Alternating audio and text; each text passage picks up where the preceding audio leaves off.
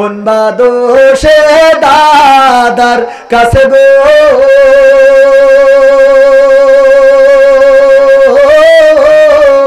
আমরা দেশে কেমনে থাকি রে আমার কলজের ময়না পাখি।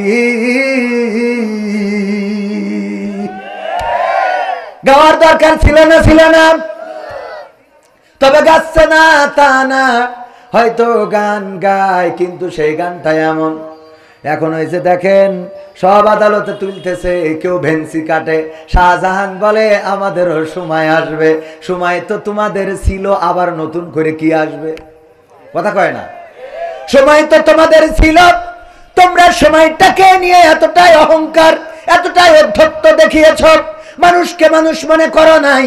ইসলামী আন্দোলনের নেতা কর্মীদেরকে জিকির করলে আল্লাহ রাব্বুল আলামিনের নবী বলেছেন, যদি কেউ একবার সুবহানাল্লাহ, আলহামদুলিল্লাহ, লা ইলাহা ইল্লাল্লাহ, আল্লাহু আকবার এটা বলে, তার জন্য জান্নাতে একটা গাছ রোপণ করা হয়ে যায়। বলে সুবহানাল্লাহ। তো এই জিকির করতে আপনাদেরকে একটু বললাম, আপনাদের মনে হলো মনে হয় ভিটে লিখে নিচ্ছি। হ্যাঁ, এরকম কিছু? সবাই জিকির করেন, লা ইলাহা ইল্লাল্লাহ, লা ইলাহা ইল্লাল্লাহ, লা ইলাহা ইল্লাল্লাহ, লা ইলাহা ইল্লাল্লাহ, লা ইলাহা ইল্লাল্লাহ মুহাম্মাদুর রাসূলুল্লাহ, সুবহানাল্লাহ ওয়ালহামদুলিল্লাহ, লা ইলাহা সুবহানাল্লাহ ওয়ালহামদুলিল্লাহ, লা ইলাহা ইল্লাল্লাহ, আল্লাহু আকবার, সুবহানাল্লাহ ওয়ালহামদুলিল্লাহ, লা ইলাহা ইল্লাল্লাহ মুহাম্মাদুর রাসূলুল্লাহ সাল্লাল্লাহু। দাড়িতে সুন্নাত, টুপিতে সুন্নাত, পোশাকেও সুন্নাত আছে, পাথরের আঘাত খাওয়া সেটা যে সুন্নাত, কেন মনে হয় না তোমার কাছে, কেন মনে হয় না তোমার কাছে? ঠিক না বেঠে? দাড়িতে সুন্নাত, টুপিতে সুন্নাত, পোশাকেও সুন্নাত আছে, পাথরের আঘাত খাওয়া সেটা যে সুন্নাত, কেন মনে হয় না তোমার কাছে, কেন মনে হয় না তোমার কাছে? নবীর প্রেমে তুমি দাওয়াতে তাবলীগ ধারণ করেছো বুকে,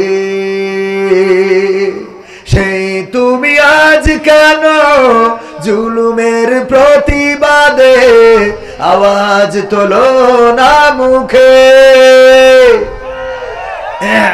ঠিক বললাম না? ঠিক বললাম?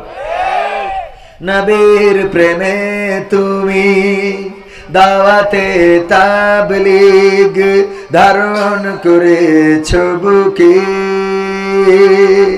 সেই তুমি আজ কেন জুলুমের প্রতিবাদে আওয়াজ তোলো না মুখে? মেসওয়াক করো তুমি রোজ প্রতিদিন, মেসওয়াক করো তুমি রোজ প্রতিদিন, সেখানেও সুন্নাত আছে,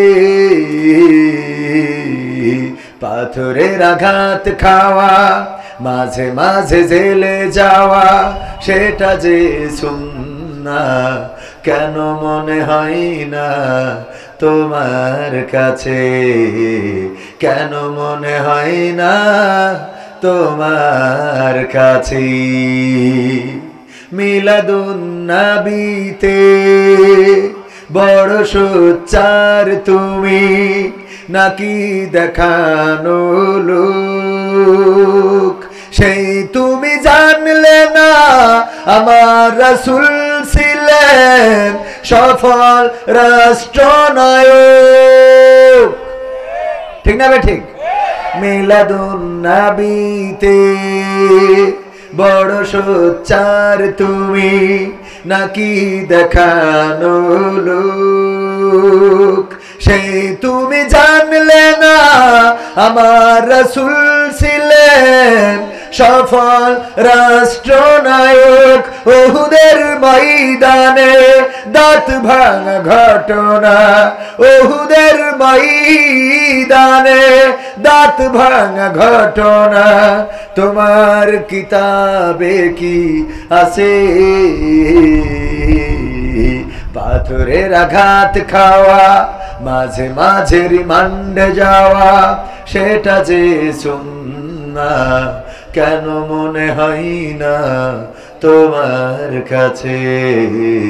কেন মনে হয় না তোমার কাছে? মারহাবা বলা যাবে না? আর একটু জোরে বলেন মারহাবা।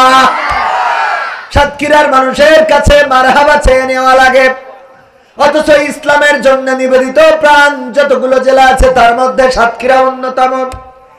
সাতক্ষীরাকে রেড অ্যালার্টে রেখেছিল সাবেক সরকার, সাবেক প্রশাসন। সাতক্ষীরার মানুষ তারা চাকরি পাইতে গেলে অনেক জটিলতা ছিল না?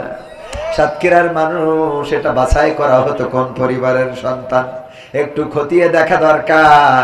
কারণ সাতক্ষীরার মানুষ বাঘের সাথে লড়াই করে বেঁচে থাকি। আমরা গিয়েছি ওই যে আপনাদের সুন্দরবন অঞ্চল, শ্যামনগর, গাবুরা, ওই অঞ্চলগুলোর মানুষ এত সাহসী, তারা সুন্দরবনে যায়, বাঘের সাথে লড়াই করে, কুমিরের সাথে লড়াই করে, মৌমাছির থেকে মধু সংগ্রহ করে, সুন্দরবনে দিনের পর দিন পরিশ্রম করে সংসারটা চালায়। ওদের ওখানে ঝড় হয়, টর্নেডো হয়, আমফান হয়, সুনামি হয়, ঘর বাড়ি ভেঙে যায়, ঝড়ে উড়ে যায়। কিন্তু সাতক্ষীরার এই মানুষদের ইমানটা উড়িয়ে নেওয়ার মতো সক্ষমতা এখনো কোনো ঝড় টর্নেডোর হয় নাই। ঠিক না ঠিক? আন্দোলনে ডাক দিলে সাতক্ষীরাবাসী আছে না নাই? রাজপথে থাকে, লড়াই করে, সংগ্রাম করে। ওগো আমার ভাইয়েরা, এই জন্য সাতক্ষীরা সবসময় একটু সচেতন থাকা দরকার। মসজিদের ইমাম চাইলেই সবকিছু করতে কি পারে? ক্যারাম বোর্ড খেলার যদি শখ হয়, মসজিদের ইমাম খুব যদি ভালো পারেও, তাও কি তার ওই ক্যারাম বোর্ডের কাছে দাঁড়ানো উচিত হবে নাকি? যদি ক্যারাম বোর্ড খেললে গুনাহ নাও হয়, তাও কি দাঁড়াইতে পারবে? মসজিদের ইমাম দাঁড়ানো ঠিক হবে না। মসজিদের ইমাম কার্ড খেলতে পারবে না। মসজিদের ইমাম ক্রিকেট খেলাও ঠিক হবে না, ফুটবল খেলা ঠিক হবে না। যদিও এগুলো খেললে এখনকার সময় শরীরের জন্য উপকার, আর এগুলো নিয়ে এখন আগের মতো আর ফতোয়া নাই। তারপরেও একজন ইমাম উচিত নয় যে মাঠে যে ফুটবল খেলবে, হাডুডু খেলবে। এইগুলো খেলা যেমন উচিত নয়, তেমন সাতক্ষীরাবাসীকেও একটু সচেতন থাকা দরকার। ইসলামের জন্য, কোরআনের জন্য সবসময় অ্যালার্ট থাকা দরকার। যখনই বলবে, যখনই শুনবে সামি হয় না, তখনই বলবে তাআনা, মেনে নিলাম। কথা কয় না? শুনবে আর কি করবে? মেনে নিবে। ইসলামের পক্ষে, দ্বীনের পক্ষে, আল্লাহ ও তার রাসূলের পক্ষে, কোরআন কায়েমের পক্ষে সচেতন থাকার দরকার আছে না নাই? যদি সাতক্ষীরাবাসী সচেতন হতে পারে, সীমানা ঘেঁষা, যে কোনো সময় নেত্রী চট করে ঢুকে পড়তে পারে সুনাই নদী। শুনলাম এখানে তার কাটার বেড়াও নাই। কথা কয় না? সুতরাং আপনাদের দায়িত্ব বেশি না কম? আপনাদের বেশি, যেন ওখান থেকে ঢুকতে না পারে, আবার এখানতেও যেন বার হইতে না। কথা কয় না? ঠিক না বেঠে? আমরা ঢুকতেও দেব না, বার হইতেও দেব না। যারা ঢুকেছে ওই পারে থাকেন, সাউন্ড করা যাবে না। আর এই পারে যারা আছেন তারাও থাকেন, কোনো অসুবিধা নাই, কিন্তু টু শব্দ করা যাবে না। কারণ 16টা বছর 17টা বছর আমাদের কথা বলতে দেন নাই। এখন অন্তত 16টা মাস আপনারা চুপ থাকেন। ঠিক না বেঠে? একটু চুপ থাকার দরকার আছে না নাই? যদি চুপ থাকে তাইলে ঝামেলা নাই। আর যদি কথা বলে ঝামেলা আছে না নাই। আবার পত্রিকায় দেখলাম, আহারে আজকে দেখলাম নিউজ, আমার বিশেষ দলের লোকেরা ওই দলের হয়ে মিছিলে নামেরে। ও আল্লাহ, জাত গেল বলো এ কোন আজব কারখানা, জাত গেল বলো। সত্য কাজে কেউ নয় রাজি, ওরে সত্য কাজে কেউ নয় রাজি, সবই দেখি তা না না না, জাত গেল বলো। ঠিক না বেটে? এখন ছাত্র আন্দোলন, বৈষম্য বিরোধী আন্দোলন, জুলাইয়ের বিপ্লবটাকে অনেকেই তথাকথিত বলে থাকে। যারা তথাকথিত বলে 16টা বছর তাদেরকে কোন রাজপথে দেখা যায় নাই, বলেন ঠিক কিনা? 16টা বছর তারা সাঁতার টেনে দিয়ে চেয়ার নিয়ে বসে থাকতো আর জিকির করতো সুবহানাল্লাহ সুবহানাল্লাহ, কথা কয় না। এখন আবার কথা বলে তথাকথিত ছাত্র আন্দোলন যদিও ভুল স্বীকার করে ক্ষমা চেয়েছে, কিন্তু এমন ভুল হবে কেন?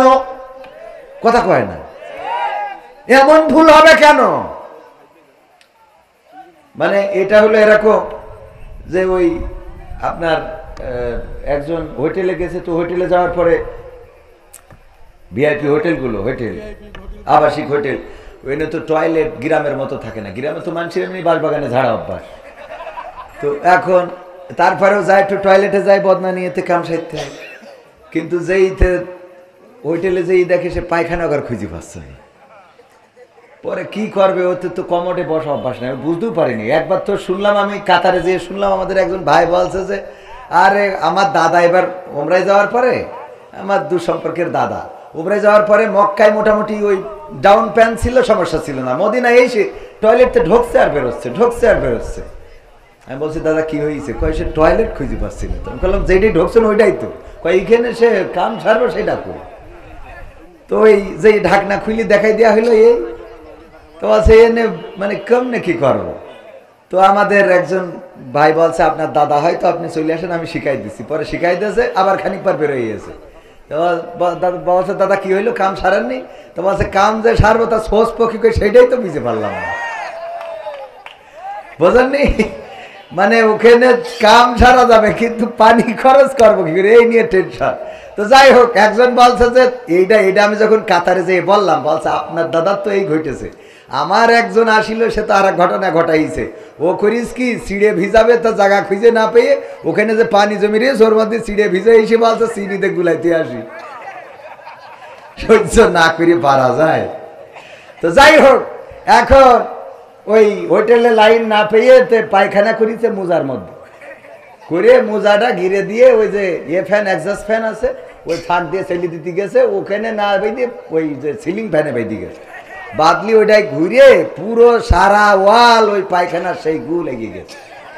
তো হোটেল কর্তৃপক্ষ এসে যখন ধরিয়েছে বলছে ভাই আমার ভুল হয়েছে, মাফ করে দেন। বলছে তোর মাফ করে দেবো, কোনো অসুবিধা নেই, কিন্তু আমার দুঃখ হইলো তুই এই সারা দালে হাগলি কি করে সেইটা কর।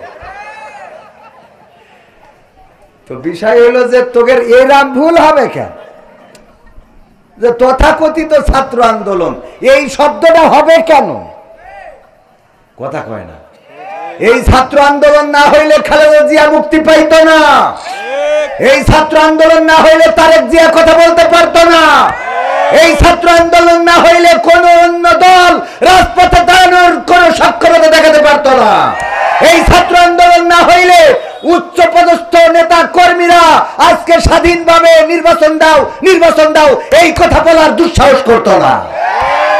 সুতরাং ছাত্র আন্দোলনকে তথাকথিত বলা যাবে না, বরং এটা গণবিপ্লব। রক্ত দিয়েছে ছাত্ররা, হাজারেরও অধিক শহীদ হয়েছে, 20,000-এর অধিক আহত হয়েছে, হাত হারিয়েছে, পা হারিয়েছে, চোখ হারিয়েছে, কান হারিয়েছে।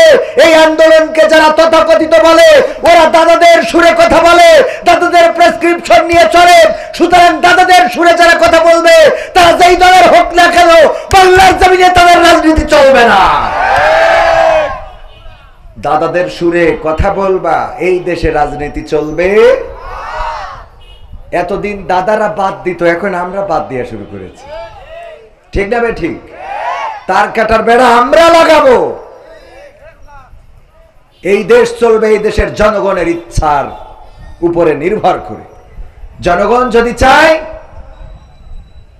ডক্টর ইউনূসকে ক্ষমতায় রাখবে, জনগণ যদি চায় বিএনপিকে ক্ষমতায় আনবে, জনগণ যদি চায় জামাতকে ক্ষমতায় আনবে, জনগণ যেটা সিদ্ধান্ত নেবে সেই জনগণের দেওয়া রায়েই এই দেশের সরকার প্রতিষ্ঠিত হবে। বলেন ঠিক কিনা? ডক্টর ইউনূস এই দেশের জন্য গর্বের কিনা? গর্বের কিনা? আমার তো মনে হয় এমন একটা দিন আসতে যাচ্ছে, আগে আমরা সরকার পতনের আন্দোলন করতাম, আর এখন যে আন্দোলন হবে সেটা বর্তমান সরকার রক্ষার আন্দোলন হবে। কারণ এই সরকার আসার পরে যদি আজকে ডক্টর ইউনূস না থাকতেন, তাহলে দাদারা এবং র মিলে এই বাংলাদেশকে এতক্ষণ বুবুকে নিয়ে গিয়েছেন, বুবুকে যথা জায়গায় বসিয়ে দিয়ে যেতেন। ঠিক না বেঠে? ডক্টর ইউনূস ছোট মাঠের খেলোয়াড় নন, তিনি বড় মাঠের খেলোয়াড়। এই জন্যে কিছু করা যাচ্ছে না। নির্বাচন হতেই হবে, নির্বাচন হবে, নির্বাচন আসবে, টেনশন করার কিছু নাই। বক্তব্য হলো ধৈর্য ধারণ করতে হবে। যদি আওয়ামী সরকার এই ছাত্র আন্দোলন না হইতো, তাইলে এখন আওয়ামী সরকার ক্ষমতায় থাকতো 2028 সাল পর্যন্ত। ঠিক না বে ঠিক? তো 2028 সাল তো না, 26 সালে নির্বাচন দেবে। এতটুকু ধৈর্য সহজ হচ্ছে না। এত কান্তে আসে, কথা কয় না। হ্যাঁ, বিয়ে তো দেবো, ধানটা উঠুক, ধানটা উঠুক, তাই না? ধানটা গুছাই তো দেবা না, ধান গুছানো না আব্বা এখনই দিতে হবে। আল্লাহ হেদায়েত নসিব করে, বলেন আমিন। ক্ষমতায় কেউ স্থায়ী হয় না, হোক না সে হাসিনা কিবারে না, সে আরটা চিরকাল থাকে না।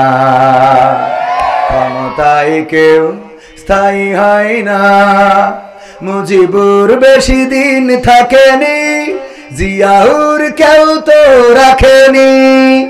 মুজিবুর বেশি দিন থাকেনি, জিয়াউর কেউ তো রাখেনি। এরশাদ চলে গেছে পৃথিবী ছেড়ে, এরশাদ চলে গেছে পৃথিবী ছেড়ে, কেউ আজ তার কথা কয় না। বলে ক্ষমতায় কেউ স্থায়ী হয় না, হাসিনা ক্ষমতা ধরে রাখতে আয়না ঘর বানিয়েছিল, জনগণের রোশন হলে সোনাই নদীর পারে গেল। হাসিনা ক্ষমতা ধরে রাখতে আয়না ঘর বানিয়েছিল, জনগণের রোশন হলে দাদার দেশে পালিয়ে গেল। ডিবি হারুনের পাশে আর, ডিবি হারুনের পাশে আর পরিমণিদের দেখা যায় না। ঠিক না বেঠে? এখন কি আর তাদের দেখা যায়? না, যায় না। কিন্তু এখন আবার নতুন প্রেতাত্মা তৈরি হয়েছে। ডক্টর ইউনূসের কাছে নারীবাদীরা গিয়েছে, যে বলেছে যৌনকর্মী যারা, তাদেরকে শ্রমিকের অধিকার দিতে হবে। বলেন নাউজুবিল্লাহ। ওরা আবার বলেছে ধর্মীয় অনুশাসন মেনে চলার কারণে, ধর্মের নিয়ম নীতির কারণে আমরা আশঙ্কা করি যে নারীদের অধিকার নষ্ট হবে, নারীদের অধিকার ক্ষুণ্ণ হবে। অথচ ইসলাম এসেছে নারীদের অধিকার দেওয়ার জন্য। বলেন ঠিক কিনা? ডক্টর ইউনূসের কাছে যেই নারীবাদীরা গিয়েছে, পতিতাদের শ্রমিক হিসেবে স্বীকৃতি চেয়েছে, ওরা নারীদের পক্ষের লোক না বিপক্ষের লোক? কোন মা কি চায় তার সন্তান পতিতাবৃত্তি করুক? কোন ভাই কি চায় তার বোন পতিতাবৃত্তি করুক? কোন স্বামী কি চায় তার স্ত্রী পতিতাবৃত্তি করুক? কোন পৃথিবীর যাদের আকল আছে, জ্ঞান আছে, বুদ্ধি আছে, মেধা আছে, কোন একজন মানুষ কি দেখাতে পারবেন যে সে তার সন্তান, তার বোন, তার মা, তার খালা, তার ফুফু পতিতা হোক, পতিতালয়ে থাকুক? এটা কেউ কি চায়? এটা যারা চায় ওরা মানুষ না অমানুষ? মানুষ না কুত্তা? কুত্তা না শুয়োর? এর থেকে খারাপ, এর থেকেও কি? একটা কবুতরেরও জোড়া থাকে, একটা শিয়ালেরও জোড়া থাকে, একটা কুকুরও চায় না সে যাকে ব্যবহার করবে অন্যরা ব্যবহার করুক। কথা কয় না? চায়। যেই নারীরা চাচ্ছে নারীরা যাবে পণ্য হিসাবে, ইসলাম দিল সম্মান, নারীরা কেমন করে থাকবে, নারীরা কি কাপড় পরবে, নারীদের কি খাওয়াতে হবে, নারীদের সাথে কেমন আচরণ করতে হবে। আল্লাহর নবী সাল্লাল্লাহু আলাইহি সাল্লাম এই দুনিয়ায় যখন এলেন, নারীদের কোনো সম্মান ছিল না, ইজ্জত ছিল না। কন্যা সন্তান জন্মগ্রহণ করলে পা ধরে আছাড় দিয়ে মেরে ফেলা হতো, কন্যা সন্তান জন্মগ্রহণ করলে গলা টিপে ধরতো, কন্যা সন্তান জন্মগ্রহণ করলে জীবন্ত কবর দিত। সেই সময় বিশ্ব নবী সাল্লাল্লাহু আলাইহি সাল্লাম আসলেন আর নারীদের সম্মান দিলেন, এতটাই সম্মান দিলেন। আল্লাহর নবী বললেন, ওগো পুরুষেরা শুনে নাও, তোমাদের মায়ের পায়ের নিচে তোমাদের জান্নাত। মায়ের পায়ের নিচে কি? শুধু এটাই শেষ করেন নাই, বিশ্ব নবী সাল্লাল্লাহু আলাইহি সাল্লাম বললেন, ওগো পৃথিবীবাসী শুনে নাও, যদি কারো দুইটা কন্যা সন্তান আল্লাহ দান করেন, আর সেই দুইটা কন্যা সন্তান যদি নেকভাবে গড়ে তোলে, নেকভাবে গড়ে তুলে সৎ পাত্রস্থ করে, ভালো জায়গায় উত্তম জায়গায় বিবাহের ব্যবস্থা করে, ওই দুই কন্যা সন্তানের পিতা আর আমি নবী সাল্লাল্লাহু আলাইহি সাল্লাম আঙুল দুইটা একসাথে করে দেখিয়েছেন, এইভাবে একত্রে জান্নাতে বসবাস করব। সুবহানাল্লাহ বলা যাবে না? ইসলাম এতটাই সম্মান দিলেন নারীদেরকে। দাহিয়াতুল কালবির ঘটনা আপনারা জানেন। দাহিয়াতুল কালবি রাদিয়াল্লাহু তাআলা আনহু এসে কান্না করছেন। আল্লাহ রাসূল সাল্লাল্লাহু আলাইহি সাল্লাম বললেন, দাহিয়াতুল কালবি কাঁদো কেন? বলল, গো বিশ্ব নবী, কেন কান্না করব না? আমার জীবনের গুনাহগুলো কি মাফ হয়ে গেছে নাকি? আল্লাহর নবী বললেন, যখন তুমি কালেমা পড়েছো তখন তোমার জীবনের সমস্ত গুনাহ খাতা সমূহ মাফ করে দিয়েছেন কে? মাফ করে দিয়েছেন কে? সবাই বলেন কে? আল্লাহ রাব্বুল আলামিন জীবনের গুনাহগুলো মাফ করে দিয়েছেন। দাহিয়াতুল কালবি বললেন, ওগো বিশ্ব নবী, আমার ভয় হয় আমার জীবনে এমন একটা গুনাহ আছে যেটা হয়তো আল্লাহ ক্ষমা করেন নাই। বিশ্ব নবী বললেন, কি এমন গুনাহ করেছো জীবনে? দাহিয়াতুল কালবি বললেন, ওগো বিশ্ব নবী, আমার স্ত্রী যখন গর্ভবতী, আমি তখন বাইরে গিয়েছিলাম ব্যবসার জন্য, কাজের জন্য, কর্মের জন্য, রুজির জন্য। আমি বাইরে গেলাম। আমি বাইরে যাওয়ার পরে যখন আমার স্ত্রী আমার বাইরে খবর পাঠালো, আমার কন্যা সন্তান, আমার সন্তান প্রসব করেছে, কিন্তু সে মৃত, সে জীবিত না। আমি 3 বছর, 4 বছর, 5 বছর পরে যখন বাড়িতে আসলাম, আসার পরে দেখলাম একটা ফুটফুটে কন্যা সন্তান ঘুরে বেড়ায়। আমি বললাম, এই সন্তানটা কার? আমার স্ত্রী বলল, ওগো দাহিয়াতুল কালবি, এটা তোমার সন্তান। কি করে আমার সন্তান হয়? আমার সন্তান তো গর্ভে থাকাকালীন তুমি বলেছিলে মৃত সন্তান প্রসব করেছ। স্ত্রী বলল, ওগো স্বামী, আমি জানি তুমি কন্যা সন্তান হলে আমাকে মেরে ফেলার নির্দেশ দিবা, এত সুন্দর একটা বাচ্চারে কেমনে মারবো? দেখো কত সুন্দরী আমি নাম রেখেছি, জামিলা সুন্দরী। এই সুন্দরীরে তুমি এখন মারতে পারবা না। আমার ধারণা হলো ক্যামেরা লাগানো যাবে না। আমার অজনীতি হলে আমার অজের আগে শুরুতে আসতে হবে।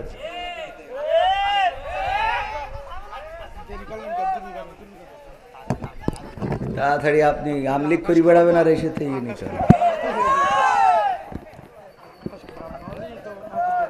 ওয়াজের মধ্যে এমনি লাইনে উঠে গেলে আবার বেলাইন হয়ে যায় না, এগুলো করতে। ছোট মানুষ এমনি থাক, অত মারতে হবে না, আবার আরো মানুষ খুলবে পরে, নেন, অসুবিধা নেই। ভাইদের কি করবো, মায়াও লাগে, রাগও হয়। আমার ইউটিউবার ভাইরা অনেকেই আছেন এখানে, যারা যে বক্তার আলোচনা নেবেন মাথায় রাখবেন উনি উঠার আগে আসবেন। এটা হলে আমি তো আর অত ভাইরাল কেউ না, আমারটা না নিলেও আপনাদের অসুবিধা না, ঠিক না? কিন্তু যার নেবেন তার যদি আমার তাই নিতে চান তাহলে আমার উঠার আগে আসতে হবে, এটুকু একটু করবেন, আল্লাহ তৌফিক দিন। বলেন আমি কিন্তু আবার 2-1 3-4 জায়গায় ভাড়া খাটে, মানে এক জায়গার তো মেরিয়া বাড়ি কেনা আসে, এইখান থেকে মেরিয়া ভাড়া রাখ যায়। হ্যাঁ ভাই, কালকে গেছিলেন না ভাই? কালকে সাতক্ষীরা সদরে মেরিয়া বাদ দিয়ে ভাটাই গেছে। আলহামদুলিল্লাহ বলেন আলহামদুলিল্লাহ। দাহিয়াতুল কালবি বলেন, ওগো স্ত্রী, তুমি আমার কন্যা সন্তানকে কেন বাঁচিয়ে রেখেছো? বলল, দেখো কত সুন্দরী, আমি নাম রেখেছি জামিলা, এত সুন্দরী কন্যাকে কেমন করে হত্যা করব? এখন তো বড় হয়ে গিয়েছে, আমার বিশ্বাস তুমি তারে হত্যা করতে পারবা না। আল্লাহর নবীকে দাহিয়াতুল কালবি বললেন, ওগো বিশ্ব নবী, আমি যখন রাত্রে ঘুমালাম, রাত্রে যখন বেডে শুইলাম, আমার ওই কন্যা সন্তানটা একবার আম্মু বলে ওর মায়ের গলা জড়িয়ে ধরে, একবার আব্বু আব্বু বলে আমার গলা জড়িয়ে ধরে। আমি রাত্রে চিন্তা করলাম, এই কন্যা সন্তানকে যদি বাঁচিয়ে রাখি, মানুষেরা আমারে বলবে ও কন্যা সন্তানের বাবা। আমি যখন রাস্তায় চলবো, বলবে কন্যা সন্তানের পিতা যায়, আমার মেয়ে অন্যের বাড়িতে থালা বাসন মাজবে, আমার মেয়ে অন্যের পণ্য হয়ে যাবে, পণ্য সামগ্রী হয়ে যাবে। এই সমাজে তো মেয়ে সন্তানের কোনো দাম নাই, আমার সন্তানের কোনো দাম থাকবে না, মান থাকবে না। সুতরাং এই সন্তানকে বাঁচানো যাবে না, বাঁচিয়ে রাখা যাবে না। সিদ্ধান্ত নিলাম কালকেই হত্যা করব। সকালবেলা স্ত্রীকে বললাম, ওগো স্ত্রী, গুছিয়ে দাও, আমি কন্যা সন্তানকে নিয়ে আত্মীয়ের বাড়িতে বেড়াতে যাব। আমার সন্তানকে গুছিয়ে দিল বিশ্বাসে সরল মনে। আমি যখন আমার সন্তানকে নিয়ে যাই, মাঝে মাঝে পিছনে পড়ে যায়, সন্তান আব্বু আব্বু বলে দৌড়ে এসে আমার জড়িয়ে ধরে আর বলে, ওগো বাবা, কত দূর আত্মীয় বাড়ি, এত দূরে কেন নিয়ে যাও? আমি যখন আমার গন্তব্যে পৌঁছে গেলাম, একটি পাহাড়ের কাছে, পাহাড়ের পাদদেশে পৌঁছালাম, সেখানে আমার সাথে নিয়ে যাওয়া অস্ত্র দিয়ে আমি গর্ত খনন করা শুরু করে দিলাম। আমি একটা গর্ত খনন করি, আমার দাড়িতে ধুলাবালি লেগে যায়। আমার কন্যা সন্তান দূরে খেলা অবস্থায় ফিরে আসে আর আমার কোলে বসে দাড়ির ধুলাটা ঝেড়ে দেয় আর বলে, বাবা এত কষ্ট কেন করো? এত কষ্ট করার তো দরকার নাই। দাড়ির ধুলাগুলো ঝেড়ে দেয় আর আমারে কষ্ট করতে নিষেধ করে। আমি সন্তানকে বললাম, মা দূরে যাও, খেলা করো, তোমারে ডাকবো আমার কাজ শেষ হয়ে গেলে। গর্ত খনন করা হয়ে গেল। আমি আমার কন্যাকে ডাকলাম, কন্যা এদিকে আসো, জামিলা আমার কাছে আসো। জামিলা আমার কাছে আসলো। আমি তার হাতে পায়ে আমার সাথে নিয়ে যাওয়া রশি দিয়ে বাঁধলাম। তারপরে আমি গর্তের মধ্যে ছুঁড়ে ফেলে দিলাম। আমার কন্যা সন্তানটা গর্তের মধ্য থেকে বারবার করে চিৎকার করে বলল, ওগো বাবা, আমারে তুমি মাইরো না বাবা গো, আমারে তুমি হত্যা করো না। ওগো বাবা, আমি তোমারে কখনো বাবা বলে ডাকবো না। আমি আমার মাকে জিজ্ঞাসা করতাম, ওগো মা, সব সন্তানের বাবা আছে, আমার বাবা কোথায়? কিন্তু তুমি বাবা আমার আজরাইল হয়ে আসবা বুঝি নাই। ওগো বাবা, ক্ষমা করে দাও এবারের মতো, আমি কখনো তোমাকে বাবা বলে ডাকবো না। আল্লাহর নবীকে দাহিয়াতুল কালবি বললেন, ওগো বিশ্ব নবী, আমি আমার কন্যার কোনো কথা শুনলাম না। আমি একটা পাথর নিলাম, আমার পাথরটা আমি আমার কন্যার বুক বরাবর নিক্ষেপ করে দিলাম। ওই ভারী পাথরটা যখন আমার কন্যার বুকের উপরে পড়লো, চারিদিক থেকে রক্ত ফিনকি দিয়ে বের হয়ে গেল আর মুখ থেকে একটা আওয়াজ বের হলো, আব্বা। আমি এখনো যখন পথ চলি, হঠাৎ করে আমার কন্যার সেই আব্বা চিৎকারটা শুনতে পায়। আমার কন্যা যেন চিৎকার করে বলে, আব্বা আব্বা। এই চিৎকারটা আমি এখনো শুনি। আল্লাহর নবী যখন এই ঘটনা শুনছিলেন, কিতাবে এসেছে বিশ্ব নবী সাল্লাল্লাহু আলাইহি সাল্লামের চোখ থেকে অশ্রু ঝরে দাড়ি ভিজে টপ টপ করে মাটিতে পড়ছিল। আল্লাহর নবী বললেন, ওগো দাহিয়াতুল কালবি, তোমরা জাহিলিয়াতের যুগে কতটা নিষ্ঠুর ছিলে, কতটা পাষাণ ছিলে। তোমরা এতটাই পাষাণ ছিলে, নিজেদের কন্যাদেরকে এমন ভাবে হত্যা করেছো, তোমরা নিকৃষ্ট ছিলে। কিন্তু শুনে নাও, আল্লাহ রাব্বুল আলামিন নারীদেরকে সম্মান দিয়েছেন, ইজ্জত দিয়েছেন, নারীদের সম্পদে অধিকার দিয়েছেন, নারীদের স্বামীর কাছে অধিকার দিয়েছেন, বাবার কাছে, সন্তানের কাছে অধিকার দিয়েছেন। আর দাহিয়াতুল কালবি, তুমি যখন কালেমা পড়েছো, ইসলামের নীতি নিয়ম কানুন মেনে নিয়েছো, তখন তোমার জীবনের গুনাহ খাতাগুলো মাফ হয়ে গিয়েছে। ওগো আমার ভাইয়েরা, ইসলাম এমন করেই সম্মান দিয়েছেন নারীদেরকে। আর এখনকার নারীবাদীরা তারা ইসলামের বাইরে যেয়ে নারীদের অধিকার খুঁজে বেড়ায়, অথচ তারা পতিতাবৃত্তিতে উৎসাহিত করে। পতিতাবৃত্তিকে তারা শ্রমিকের অধিকার খুঁজতে চায়। পতিতাবৃত্তি কোনো মানুষ পছন্দ করতে পারে না। যারা পছন্দ করে ওরা মানুষ না, ওরা কুত্তা, ওরা শূকর, ওরা শিয়াল, ওরা ভেড়া, ওরা ঘোড়া, বরং তার চেয়ে বালহুম আদাল, তার চেয়ে নিকৃষ্ট। ঠিক না বেঠে? এর চেয়ে নিকৃষ্ট না হইলে পতিতাবৃত্তি, আমি এটা কমন সেন্স লাগে। নিজের মা যদি এই কাজ করে, মানবে কেউ? আহা, ডক্টর ইউনূসের কাছে যারা গেছে, এইগুলোরে ডক্টর ইউনূস সাহেব আবার নিয়ে ছবি তুলে ফেসবুকে দিয়েছে। এতে ছবি তুলে না, বরং সবগুলোকে আস্ত টানায় দেওয়ার দরকার ছিল। বলেন ঠিক কিনা? তামাশা। আমরা নারীদের সম্মান দিলাম যে তারা সম্মান নিয়ে থাকবে, স্বামীর ঘরে থাকবে, ইজ্জতের সাথে বসবাস করবে, সম্পদে অধিকার, সন্তানে অধিকার। আর পতিতাবৃত্তি করলে কি হবে? মানে থাকিরা যাবেন, এটা ভালো ছেলে, মানে খারাপরা যাবে, মদখোর, গাঁজাখোর, ফেন্সিখোর, ডাইলখোর, মুখ দিয়ে সুসর গন্ধ বেরোয়, ওরা যে ইতে টাকা দিয়ে হ্যাঁ, এটা চাই কি? এরা যারা চায় এরা মানুষ, আমার তো মানুষ, আমি তো এদের পশু বলতেও ঘৃণা হচ্ছে, বরং এর বাইরে কিছু আছে কিনা? আছে এলিয়েন, হাইওয়ান, হ্যাঁ কসা আর এক শয়তান, এরা পরে আর মনে হয় অস্কার খাই দেবে না। আমার এমপিরা সব কোথায় গেল বলবো? বললো তো তাই মনে পড়লো। এমপিরা সব কোথায় গেল, মন্ত্রীরা সব কোথায় গেল, কোথায় কাদের কাকা? তাদের সারা দেশটা এখন লাগে ফাঁকা ফাঁকা। পালাবো না, প্রয়োজন হলে ফখরুলের বাসায় গিয়ে উঠব। ঠাকুরগাঁওয়ে বাসা আছে না, মনে আছে?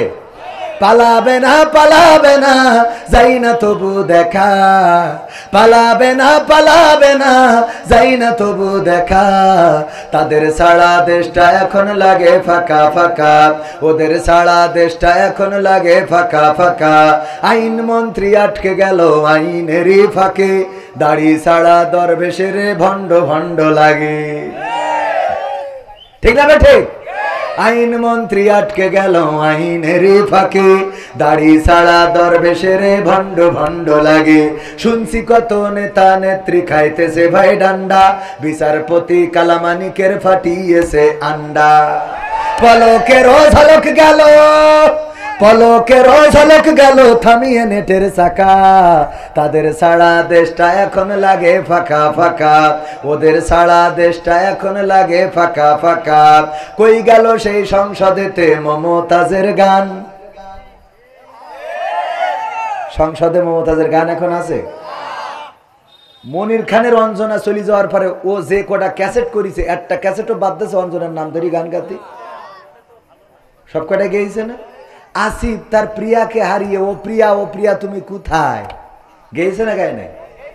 আবেদা জবেদা সবেদা যে যারে হারাইছে তার নাম ধরে গান গাইছে।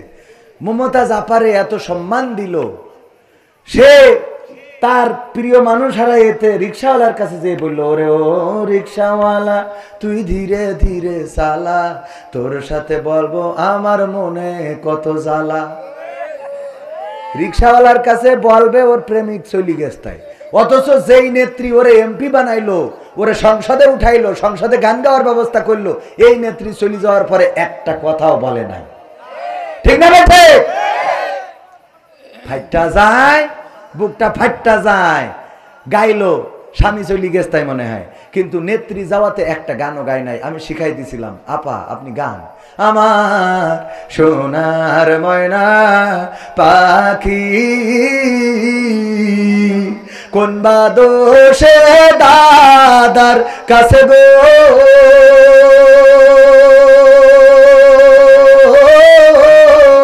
আমরা দেশে কেমনে থাকি রে আমার কলজের ময়না পাখি।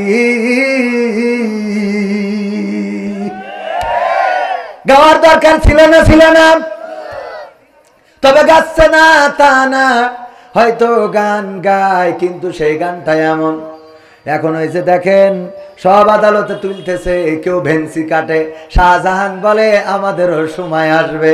সময় তো তোমাদের ছিল, আবার নতুন করে কি আসবে? কথা কয় না? সময় তো তোমাদের ছিল, তোমরা সময়টাকে নিয়ে এতটাই অহংকার, এতটাই অধ্যত্ত দেখিয়েছ, মানুষকে মানুষ মনে করো নাই। ইসলামী আন্দোলনের নেতা কর্মীদেরকে মামলা দিয়েই ক্ষান্ত হও নাই, তাদেরকে ধরেছো, রিমান্ডে নিয়েছো, নির্যাতন করেছো, জেলে ভরেছো। এমনকি বাংলাদেশে ইসলামী আন্দোলনের নেতৃত্ব শূন্য করার জন্য এক এক করে সব নেতা কর্মীদেরকে ফাঁসির কাস্টে ঝুলিয়েছো। ঠিক না বেঠে? ফাঁসির কাস্টে ঝুলিয়েছে আল্লামা দেলওয়ার হুসাইন সাইদি, যার জন্য এই সাতক্ষীরা কোলারওয়ার মাটির সহদার দুই ভাই শহীদ হয়েছে একই সাথে, আর অসংখ্য মানুষ শহীদ হয়েছে। ওগো আমার ভাইয়েরা, এই কোরআনের পাখি আল্লামা দেলওয়ার হুসাইন সাইদিকে তারা কারাগারে রেখেই ক্ষান্ত হয় নাই, বরং এই মানুষটাকে ইনজেকশন পুশ করে এই পৃথিবী থেকে বিদায় করে দিয়েছে। বলেন ঠিক কিনা? অধ্যত্ত এতটাই ছিল, আল্লামা সাইদ ইন্তেকালের পরে তার জানাজাটাও পড়তে দেয় নাই ঢাকা শহরে। আমরা বাগেরহাটে গেলাম, এই হাতে আল্লামা সাইদির কবর খনন করেছি, লাশটা ধরে কবরে নামিয়েছি। ওগো আমার ভাইয়েরা, যখন ফিরে আসি তখন আমাদের গাড়িতে হামলা করেছে বাগেরহাটে। যারা হামলা করেছিলেন খুলনায়, যারা কবর দিতে দাও নাই, আল্লামা সাইদির ওসিয়ত ছিল যে তার কবরটা যেন সিদ্দিকিয়া আলিয়া মাদ্রাসায় হয়, কিন্তু সেখানে কবর দিতে দেয় নাই। ওইখানে দাঁড়ায় স্লোগান দিল, বাংলার ইহুদি দেলোয়ার হুসাইন সাইদি, বলেন নাউজুবিল্লাহ। যারা বাংলার ইহুদি দেলোয়ার হুসাইন সাইদি এই কথা বলেছিল, আল্লাহ ধরে ধরে ধরে না, ধরলে আল্লাহ ছাড়ে না।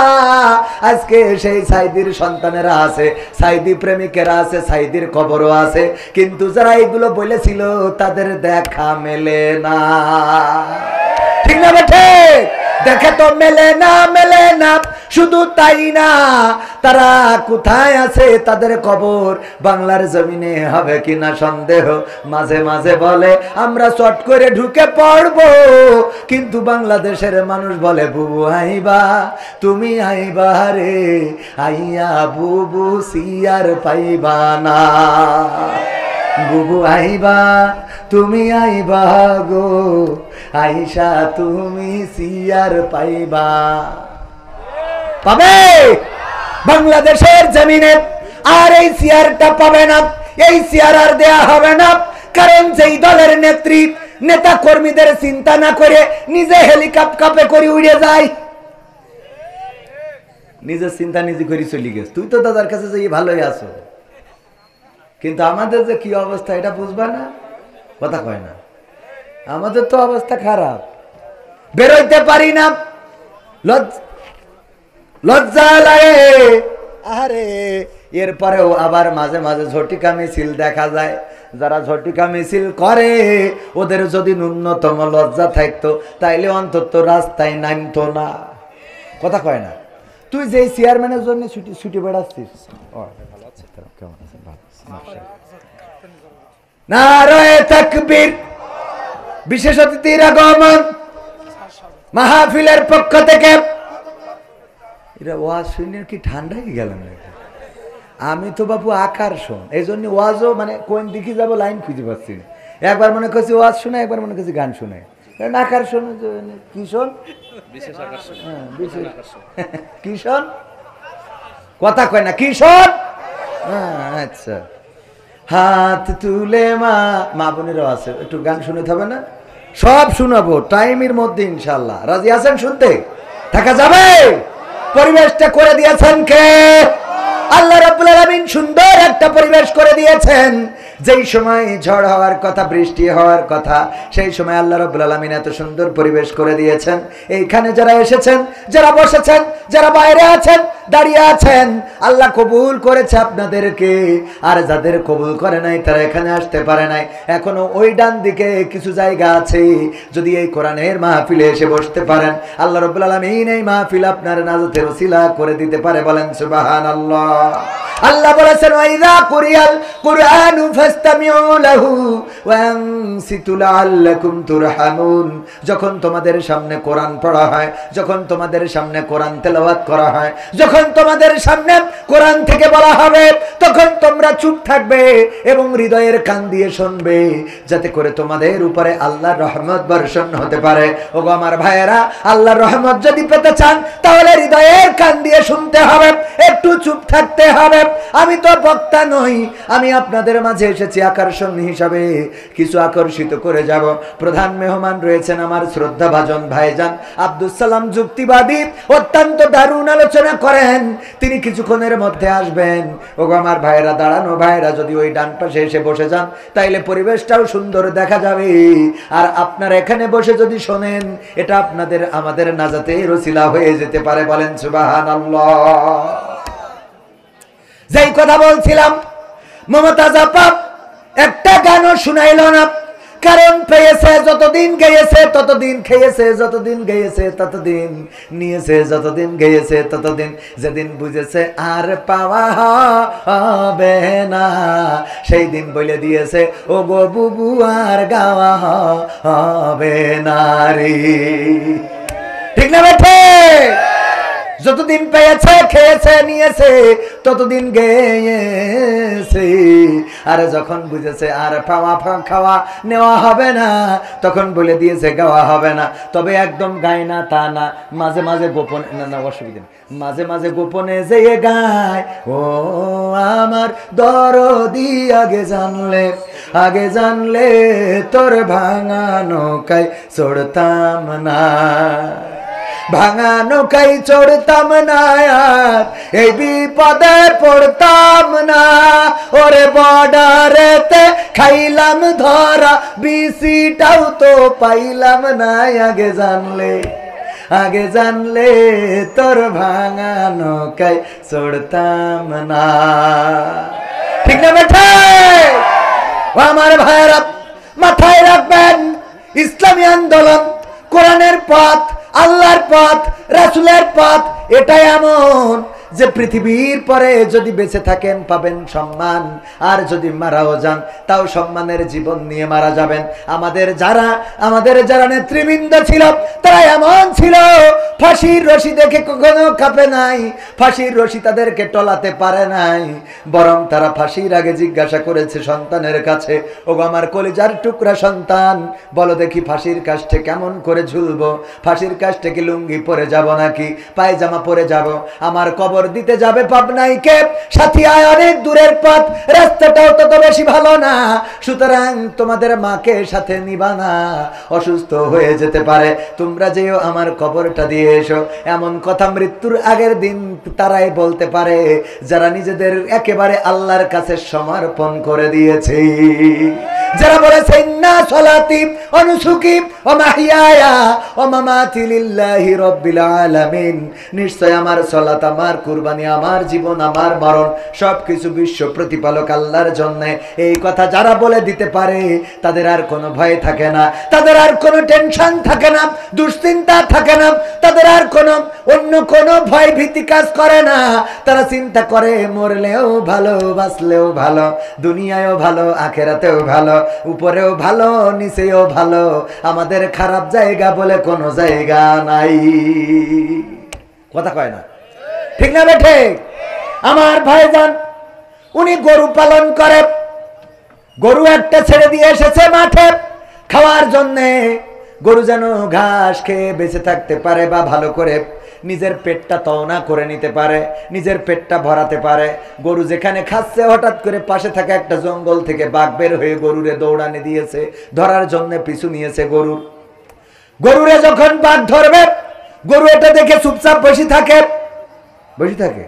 না, গরু বলে আয় দেখবো খেলা হবে, বলে খেলা হবে, বলে কথা না, বলে না, বরং গরু দেয় দৌড়, গরু দিয়েছে দৌড়, বাঘও দৌড়ায়, গরু দৌড়ায়, বাঘও দৌড়ায়। গরু বুঝতে পেরেছে বাঘের সাথে দৌড়ায় এত পারা যাবে না, কারণ বাঘের দৌড়ের গতি কম না বেশি, গরুর দৌড়ের গতি কম। এই জন্য গরু চিন্তা করলো পাশে থাকা একটা নরম কাদাওয়ালা ক্ষেত আছে, বুদ্ধি করে ওই ক্ষেতের মধ্যে দিয়েছে লাফ, 4 হাত পা একসাথে ডেবে গেছে। বাঘ ধরার জন্য বাঘও যখন লাফ দিয়েছে, গরুর থেকে বাঘের দৌড়ের গতি বেশি থাকার কারণে গরুরে রেখে 3 হাত সামনে যেয়ে পড়েছে। কয় হাত সামনে? বাঘেরও 4 হাত পা ডেবে গেছে কাদার মধ্যে। এমন কাদা অনেক জায়গায় আছে সুরাবালির মতো, যতই বের হইতে চান ততই আটকে যায়, এমন আছে না নাই? গরু কোনো চিন্তা ছাড়াই বসে বসে পান চাবায়, আর বাঘ চিন্তা করে কি করে বের হব, কি করে বের হব, টানাটানি কোনোভাবেই বের হইতে পারে না কাদায়। আর গরুর দিকে তাকায় আর দেখে ওর টেনশনই নাই, খালি বসে বসে জাবর কাটাছে। গরু, বাঘ বলতেছে গরু তুই তো আসলে গরু। ভাই কি হইয়ে ভাই, গরু তো মানে ও তো অশিক্ষিত, স্কুলে যায়নি, বা ভাই কি হইয়ে ভাই তোর ওইরকম হাস কেন? আরে গরু কি হয়েছে মানে, কাজটা কি করলি? কয় কি করলাম? এখনো কয় কি করলাম? আরে গরু আমি যদি তোরে ধরতাম, আমি খাইতাম, আমি বাঁচতাম, তুই মারা যাতিস, অন্তত একজন তো বেঁচে থাকতাম। আবার তুই যদি দৌড়াইয়ে পালাই যাতি পারতিস, তাইলে তুইও বেঁচে যাতিস, আমিও বেঁচে যেতাম। কিন্তু এমন একটা আকাম করেছো কাদার মধ্যে লাফ দিয়ে, এখন এই 4 হাত পা কোনোভাবে বের করতে পারি না, ছাড়াইতে পারি না। এখন তুমিও মরবা, আমিও মরব। কয় তাও অসুবিধা কি ভাই? এই জন্যই তোরে লোক বলদ বলে। এই গরু অসুবিধার কথা বাদ দে, আমার কথা হলো যেই সময় আমরা আর বেরোইতে পারবো না, আমি টেনশন করতেছি কি করে বের হওয়া যায়। আর সেই সময় তুই জাবর কাটাচ্ছিস কোন আন্দাজে? এইটা কোয়া, তোর জাবর কাটাইনো আসে কেমনে? গরু বলতেছে, ও গো বাঘ ভাই, তোমারে আমি একটু ওয়াজ শোনাবো, কান খুলে শোনো। কি ওয়াজ? ইন্না সালাতি ওয়া নুসুকি ওয়া মাহইয়ায়া ওয়া মামাতি লিল্লাহি রাব্বিল আলামিন। আল্লাহু আকবার। গরু বলছে, ও গো ভাই, তুমি বনে থাকো, তোমার কোনো মালিক নাই, তোমার কোনো অভিভাবক নাই, তোমার কোনো গার্জিয়ান নাই, তোমার কোনো গার্ডিয়ান নাই। কিন্তু আমি গ্রামে থাকি, শহরে থাকি, আমার একজন অভিভাবক আছে, এই যে হুজুর মাওলানা সাহেব, উনি আমার অভিভাবক। উনি ওয়াজের স্টেজে বসে আছে, যখন মাহফিল শেষ হয়ে যাবে বাড়িতে এসে গোয়াল ঘরে লাইট মারবে, মারার পরে যখন দেখবে আমি নাই, তখন আমার খোঁজার জন্য মাঠে চলে আসবে। এসে মাঠে খুঁজতে খুঁজতে খুঁজতে খুঁজতে যখন আমারেও পাবে, তোমারেও পাবে, তখন আমার মালিক আমারে বের করে নিয়ে যাবে, আর তোমার এইখানে বড় কাদার মধ্যে কবর দিয়ে তারপরে বাড়ি যাবে। বলে এরম করবে কেন? কই সেইটাই তো শুনালাম, ইন্না সালাতি ওয়া নুসুকি ওয়া মাহইয়ায়া ওয়া মামাতি লিল্লাহি রাব্বিল আলামিন। কারণ হলো আমি আমার মালিকের কাছে বলে দিছি, আমার নাঙল টানা, আমার জল টানা, আমার গাড়ি টানা, আমার বাসুই দিয়া, আমার ধান তুলা, আমার দুধ দিয়া, আমার বাছুর দিয়া সব তোমার জন্য। এই কথা যেদিন থেকে মালিকের বলে দিছি, ওই দিন থেকে মালিক আমার খোল দিয়ে সানি মাখাইয়ে খাওয়ায়, আমার জন্য সবুজ কচি ঘাস কেটে এনে খাওয়ায়, আমার জন্য সে টেনশন করে, আমার ঘরে তালা মেরে রাখে, আমার রাত্রি আবার লাইট মেরে দেখে, মশা লাগলে আবার কয়েল ধরাই দেয়, আবার মাঝে মাঝে ধুমা করিতে মশাগুলো তাড়াই দেয়। এমনি ভাবে আমার অসুখ হইলে ডাক্তার ডেকে নিয়ে আসে। আমার প্রসব যন্ত্রণা যখন শুরু হয়ে যায়, তখন লোকজন এনে বলে, শিগগিরই এসো, আমাদের নেদা হবে রে। আমার মালিক, আমি তার কাছে নিবেদিত, আমি তার কাছে সমর্পণ করে দিছি। এই জন্য আমার মালিক আমাকে খুঁজতে আসবে, আমাকে খুঁজে যখন পাবে তখন আমারে উদ্ধার করবে আর তোমারে কবর দিবে। এইটাই হলো আত্মসমর্পণ করা। ওগো আমার বাঘ ভাই, বলো এইবার আমি জাবর কাটাবো না তুমি কাটাবা? কথা কি বোঝা গেছে? এখন বলো, জাবর আমি কাটাবো না তুমি কাটাবা? বুঝে নেন ভাইরা আমার, যারা আল্লাহর কাছে নিজেদের মাথাকে নত করে দেয়, বলে ইন্না সালাতি ওয়া নুসুকি ওয়া মাহইয়ায়া ওয়া মামাতি লিল্লাহি রাব্বিল আলামিন। নিশ্চয় আমার সালাত, আমার কুরবানি, আমার হায়াত, আমার মাউত বিশ্ব প্রতিপালক আল্লাহর জন্য। ওরা যখন ফাঁসির কাষ্টে যায় তখনও জাবর কাটায়, আবার যখন মন্ত্রিত্বের চেয়ার পায় তখনও জাবর কাটায়। কথা কয় না? কারণ কি? কারণ হলো তারা জানে আমাদের মালিক আছে। মালিককে আমরা আল্লাহর কাছে বলে দিয়েছি, সব তোমার জন্য, জীবন মরণ সব তোমার জন্য, ওগো রব তোমার জন্য নিবেদিত করে দিয়েছি। সুতরাং আমাদের হাতে হ্যান্ডকাপ লাগাইলেও আমাদের মুখের হাসি কেড়ে নিতে পারে না, আমাদের রিমান্ডে নিলেও মুখের হাসি কাটতে পারে না, আমাদের যাবজ্জীবন জেলে দিয়েও আমাদের মনোবল ভাঙতে পারে না, আমাদেরকে ফাঁসির কাষ্টে ঝুলাইলেও আমাদের মনোবল ভাঙতে পারে না। কারণ আমরা তো এই পৃথিবীতে জন্ম নিয়েছি শহীদ হয়ে, শহীদি মৃত্যু আকাঙ্ক্ষা করেই এই পৃথিবীর পরে চলি। আমরা জন্ম নিয়েছি মৃত্যু দিয়েই, সেটা আল্লাহর কাছে আমাদের জীবনটা সমর্পণ করে দিয়ে প্রমাণ করে দেব, ওগো রব আমাদের সবকিছু তোমার জন্যই নিবেদিত। ঠিক না বেঠে? তাইলে আল্লাহর জন্য যদি নিবেদিত হন, আর চিন্তার কি কোনো কারণ আছে? আছে। সে আল্লাহর জন্য সমর্পণ করার দরকার আছে না নাই? আমার নেত্রীরা, আমার মন্ত্রীরা, আমার ওবায়দুল কাদের হাফিজাহুল্লাহ, আমার শামীম ওসমান রাহিমাহুল্লাহ, আল্লাহর ওলিরা তারা নিজেদেরকে সমর্পণ আল্লাহর কাছে করে নাই, তারা সমর্পণ করেছিল বাতিলের কাছে, সমর্পণ করেছিল দাদাদের কাছে। এই জন্য যখন শেখ হাসিনা বিপদে পড়েছে তখন বলে নাই আল্লাহ রক্ষা করো, তখন বলেছে নরেন্দ্র ও মোদি তুমি হেলিকপ্টার পাঠাও রে। ঠিক না বে ঠিক? হ্যাঁ, একটা রিকোয়েস্ট, রূপের বড়াই করিস না রে, রূপ চিরদিন থাকে না, রূপের বড়াই করিস না রে, রূপ চিরদিন থাকে না, নিজের মুখটা দেখা একদিন হইবে তোমার যন্ত্রণা, নিজের মুখটা দেখা একদিন হইবে রে তোর যন্ত্রণা। সময় হইল বড় শিক্ষক, সব দিবে শিখাইয়াম, সুখের জীবন থাকবে না রে, দেখবে না কেউ চাইয়াম। সময় হইল বড় শিক্ষক, সব দিবে শিখাইয়া, সুখের জীবন থাকবে না রে, দেখবে না কেউ চাইয়া।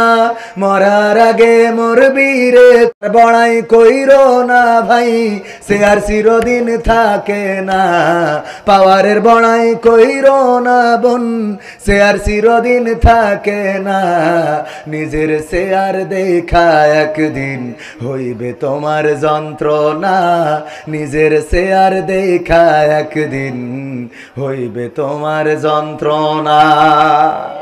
ঠিক না বেঠে? নিজের চেয়ার দেখে যন্ত্রণা হবে। আমি বলছিলাম যারা এখনো ঝটিকা মিছিল করে, মাঝে মাঝে দেখা যায় হঠাৎ করে 5-7 জন হেলমেট পরে, মুখে মাস্ক দিয়ে তারপরে রাজপথের নামে তাদেরকে বলতে চায় আরে আবুলের দল রে। এমন নেতার আন্দোলন করলে, যেই নেতা নিজের স্বার্থ উদ্ধার করার জন্য, নিজের রক্ষা করার জন্য দাদাদের কাছে যে আশ্রয় নিল, যেই দেশ তার বাবা দিয়েছে, স্বাধীনতা তো উড়াই নেছে, আমরা তো এখানে রোহিঙ্গা, কথা কয় না, আমরা তো রোহিঙ্গা। সাতক্ষীরাকে বলা হয়তো মিনি পাকিস্তান, কি বলে মিনি পাকিস্তান। এমনি ভাবে দেশকে ডিভাইডেড করে ফেলেছিল। একদল ছিল চেতনাবাজ, আর এক দল নাকি ছিল রাজাকার। 20 বছর বয়সেও নাকি রাজাকার। আর ওগের দলে যদি কেউ চলে আসে, সে যদি সম্মুখ সমরে রাজাকার থাকে, তাও সে মুক্তিযোদ্ধার এখানে একটা মেশিন পায়। ঠিক না বেঠে? রাজাকারের বাচ্চা এমন একটা মেশিন। ওই যে সাকা চৌধুরী বলেছিল যে মাননীয় স্পিকার, আমি একটা মেশিনের কথা বলবো যে এটা বাংলাদেশে আবিষ্কার হয়েছে। মাননীয় স্পিকার, বাংলাদেশে এমন একটা মেশিন আছে রে, যেই মেশিনের এক পাশ দিয়ে যদি রাজাকার ঢুকাই দেন, অপর পাশ দিয়ে মুক্তিযোদ্ধা হয়ে বের হয়ে যায়। আর সেই মেশিনের নাম হইল বাংলাদেশ আওয়ামী লীগ। ঠিক না বে ঠিক? এক পাশ দিয়ে ঢুকাইলে আর এক পাশ দিয়ে মুক্তিযোদ্ধা হয়ে যায়, রাজাকার ঢোকে, মুক্তিযোদ্ধা হয়ে বেরোয়। আর এই দল থেকে যদি কেউ বেরিয়ে যায়, ওরা আমাদের স্বাধীনতার ঘোষক রাষ্ট্রপতি, সাবেক সফল রাষ্ট্রপতি জিয়াউর রহমানকে পর্যন্ত তার স্বাধীনতার ঘোষক হিসাবে স্বীকৃত দেয় নাই, বরং তার দেওয়া রাষ্ট্রীয় অনেক পদক পর্যন্ত কেড়ে নিয়েছিল। বলেন ঠিক কিনা? নিয়েছে না? নাই না? কত মুক্তিযোদ্ধার সন্তানদের ভুয়া মুক্তিযোদ্ধার সার্টিফিকেটে চাকরি পেয়েছে, অথচ তারেক জিয়া আর ওই যে জিয়াউর রহমানের স্ত্রী বেগম জিয়া দুইজনকে এত নির্যাতন করেছে, একটা তো দেশ ছাড়া করেছে, আর একটা দেশে রেখেছে, কিন্তু এমন অবস্থায় যে বাড়ির সামনে বালুর টিরাক, কথা কয় না, ওই বালুর টিরাক যারা সরাইতে পারে নাই 16 বছরে, ওরা আবার এখন এসে বড় বড় কথা কয় ওরা হলো দাদাদের দালাল, কথা কয় না। 16 বছর সরাতে পারে নাই, এখন আবার বড় বড় কথা। এই বড় বড় কথা যারা বলে, ওরা প্রকৃত অর্থে জাতীয়তাবাদী দল করে না, ওরা জাতীয়তাবাদী দলের লোক নয়, ওরা হইল দাদাদের সুরে কথা কয়। কারণ ছাত্র আন্দোলন করে নির্বাচনের জন্যই এই আন্দোলন, এই দেশের নির্বাচন করে সরকার প্রতিষ্ঠিত হবে। বাংলাদেশের মানুষ জাতীয়তাবাদী দলকে যদি সাপোর্ট করে, অবশ্যই তারা সরকার গঠন করবে। কিন্তু এত অধৈর্য হয়ে যাচ্ছাও, কারণটা কি? কারণ হলো দাদারা শিখাই দিয়েছে। যদি দেশের প্রধানমন্ত্রী বানাইতে হয়, এখন বিএনপির তারেক জিয়ার দরকার আছে না নাই? তো তারেক জিয়ার দেশে আনা লাগবে না? তো দেশেই নেনি, তারপরে নির্বাচন দেবো, কথা কয় না। আগেতে নির্বাচন এত কথা হবে। ওগো আমার ভাইয়েরা, ওরা হলো দাদাদের দালাল। প্রকৃত অর্থে যারা, তারা বলছে না মাল পেয়েছে আর মাল খেয়েছে, এই জন্য ছাত্র আন্দোলনকে তথাকথিত বলে ফেলে। অথচ এই ছাত্র আন্দোলনে কত পরিবার আজকে আপনার ডানে বামে খোঁজ নেন, 16টা বছর কত নির্যাতনের শিকার করেছে, কত জাতীয়তাবাদী দলের, ছাত্র দলের, যুব দলের নেতারা পর্যন্ত ঢাকায় রিক্সা চালিয়েছে, বলেন ঠিক কিনা? তাদেরকে মুক্ত করেছে ছাত্ররা। তাদের এই আন্দোলনকে ছোট করে দেখা যাবে?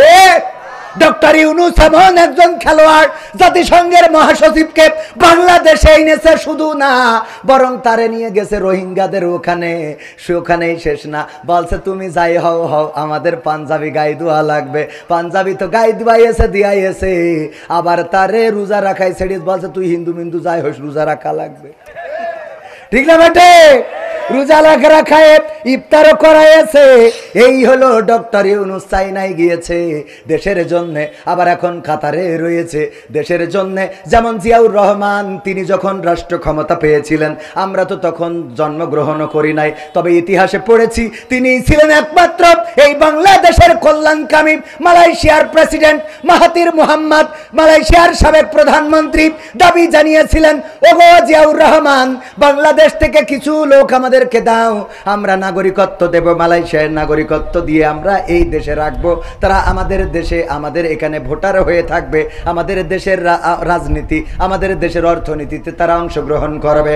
জিয়াউর রহমান এমন একজন নেতা ছিল, তিনি বলেছিলেন আমি তো বাংলাদেশকে মালয়েশিয়া বানাবো, সুতরাং আমার দেশের মানুষদেরকে আমি মালয়েশিয়ায় পাঠাবো না। তোমাদের ওই পাম বাগানে সাপ থাকে, বিচ্ছু থাকে, ওইগুলো আমাদের জনগণের কামড় দেবে, মারা যাবে।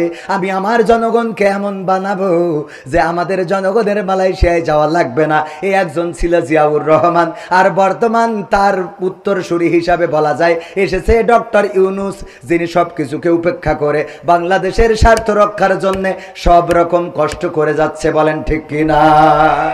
ওগো আমার ভাইয়েরা, তাইলে আমার সেই গানে ফিরে আসি, কারণ আমি আকর্ষণ এত ওয়াজ করলে হবে। কই গেল সেই সংসদেতে মমতাজের, মনে আছে? হ্যাঁ, কই গেল সেই সংসদেতে মমতাজের গান, কোথায় গেল হযরত বলা শামীম ওসমান, ইনু মেনন্দি পুমনি আছে কারাগারে, বাপ করিলেও পাপ কখনো ছাড়ে কি আর তারে। কোথায় গেল স্পিকারের, কোথায় গেল স্পিকারের দৃষ্টি আঁকা বাঁকা, তাদের ছাড়া দেশটা এখন লাগে ফাঁকা। কই গেল সেই আরাফাত আর ব্যারিস্টার সুমন, কথা বলার সময় তারা করেনি ওজন, মুরগি কবির খাইছে ধরা, জাফর কোথায় আছে, গোপনে কি সেও গেল মোদি দাদুর কাছে। কোথায় গেল এ সালমের, কোথায় গেল এ সালমের কাড়ি কাড়ি টাকা, তাদের ছাড়া দেশটা এখন লাগে ফাঁকা।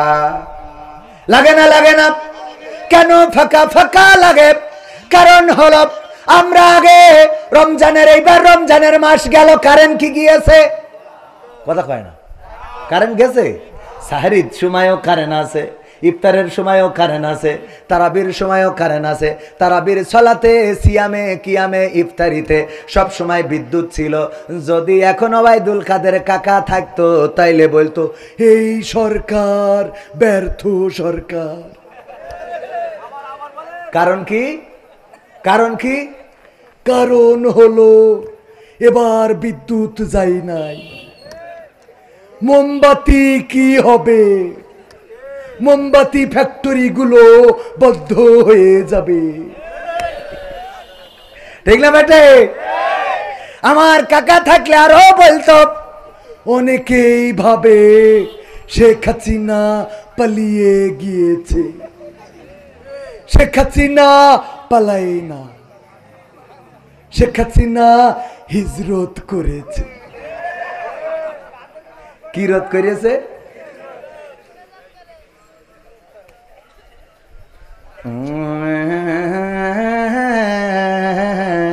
সময় তো খালি জাতি আছে।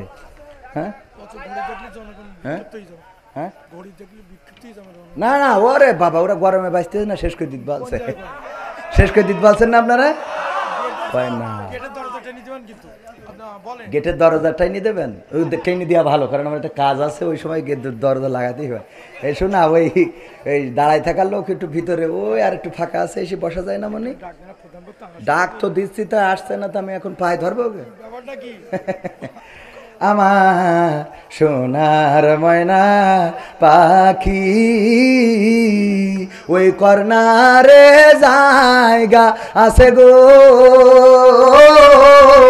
এসে বসো। ওরে আমি গান গাছি, এর মধ্যে কাটি কথা। আকাশের অবস্থা ভালো না, কালেকশনটা করে নিতে হবে। হ্যাঁ মেঘ উঠছে। হ্যাঁ, তাহলে এদিক থেকে একরকম, এদিক থেকে একরকম, খালি বন্ধুর পড়েন। ওকে, ঠিক আছে, ওকে, অসুবিধা নেই। ভাইয়েরা আমার, ওয়াজ কি চলবে? রাজি কারা কারা দেখতে চাই? লিল্লাহি তাকবীর, নারায়ে তাকবীর।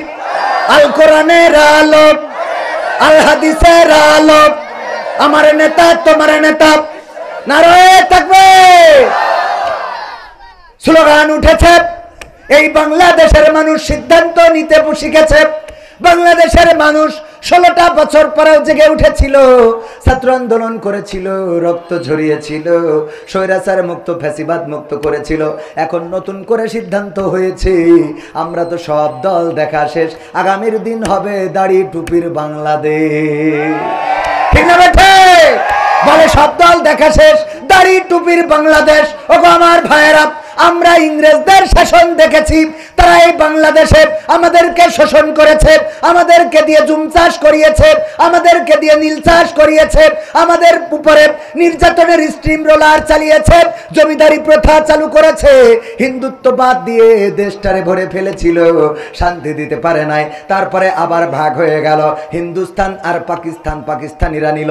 23টা বছর আমাদের শাসন করলো, এই দেশে ধর্ষণ করলো, এই দেশে নির্যাতন করলো, আমাদের পণ্যগুলো পাকিস্তানে নিয়ে যেয়ে সিল মেরে দিয়ে আমাদের কাছে আবার বেশি দাম দিয়ে বিক্রি করত, আমাদেরকে শোষণ করত, নির্যাতন করত। 23 বছরেও তারা শান্তি দিতে পারে নাই। এরপরে আমরা 71-এ আন্দোলন করলাম, স্বাধীনতা অর্জন করলাম। স্বাধীনতার পরে আমরা একের পর এক সরকার পাল্টালাম, বঙ্গবন্ধু, জিয়াউর রহমান, এরশাদ, খালেদা জিয়া, শেখ হাসিনা, বর্তমান ডক্টর ইউনূস, সব তো দেখা শেষ। কেউ বলল সোনার বাংলা গড়বে, কেউ বলল সবুজ বাংলা গড়বে, কেউ বলল রূপালী বাংলা গড়বে, কেউ বলল সোনালী বাংলা গড়বে, কেউ বলল নতুন বাংলা গড়বে, কেউ বলল গ্রিন বাংলা গড়বে, কেউ বলল ডিজিটাল বাংলা গড়বে, আর আমার ওবায়দুল কাদের কাকা বলল স্মার্ট বাংলাদেশ হবে। ঠিক না বেটে? কিন্তু আমরা দেখলাম সেই স্মার্ট বাংলাদেশ গড়তে যে স্টেজ ভেঙে ফেলেছে।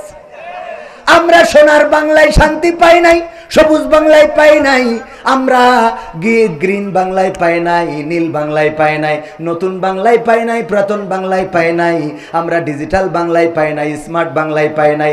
আমরা একটু এই বাংলার জমিনে কোরআনের বাংলা দেখতে চাই। ঠিক না বেঠে? আমরা এবার একটু কোরআনের বাংলা দেখতে চাই। আমরা সোনার বাংলা দেখেছি, সোনালী বাংলা দেখেছি, রূপালী বাংলা দেখেছি, নতুন বাংলা দেখেছি, পলিথিন মুক্ত বাংলা দেখেছি, ডিজিটাল বাংলা দেখেছি, স্মার্ট বাংলা দেখেছি। কোন বাংলায় সুখ আসে নাই। সুতরাং আমাদের দাবি হলো আগামীর বাংলা হবে সব কিছুর দিন শেষ, আল কোরআনের বাংলাদেশ।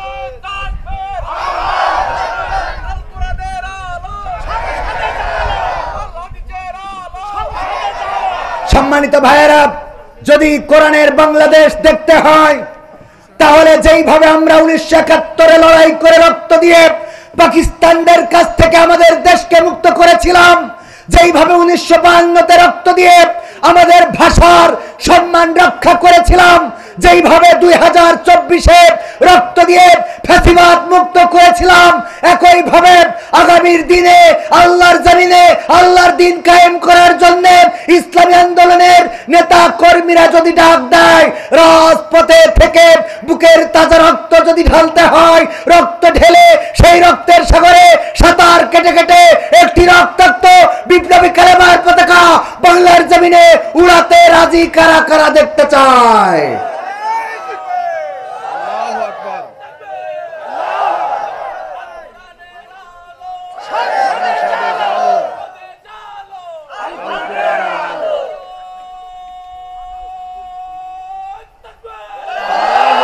সত্যি কি দেখতে চান? দেখতে চান? হাত আরো একটু টানটেনি করেন দেখি, আরো জোরে। কাকে দেখাচ্ছেন? আল্লাহকে। আমরা দিনের জন্য রক্ত দিতে রাজি আছি না নাই? জীবন দিতে রাজি আছি না নাই? টাকা লাগলে দিতে রাজি নাই, বলেন ঠিক কিনা? হ্যাঁ, টাকা লাগলেও দেবেন? দেবেন। এই হাত নামাচ্ছেন কেন? টানটেনি করেন, এই মুঠা করেন, মুঠা করেন, ছাড়েন, মুঠ করেন, ছাড়েন, সুন্দর দেখা যাচ্ছে, মুঠ করেন, ছাড়েন, বাম হাতটা নামান, খালি ডাইন হাতটা রাখেন, উঁচু করেন, উঁচু করেন, উঁচু, আরো টান টেনে, হ্যাঁ, মুঠ করেন, মুঠ করেন, করেন, মুঠ করে এইবার নিজের পকেটে টাকা না থাকলে পাশেরটাই ঢুকান। শিগগিরই যান ভিতরে, রাস্তায়, বাইরে যা আছে আগে নগদটা নেন, তারপর বাকি হিসেবে পরে হবে। আর আগে এইটা তুলে নি, ও কারণ ও ফাঁকি দিবা না, অনেকে উঠে দেখতে। আমিও বুদ্ধি শিখে গেছি, আগে এইটা নেবো, তারপরে পরেরটা পরে। প্যাকেট শিগগিরই আগে।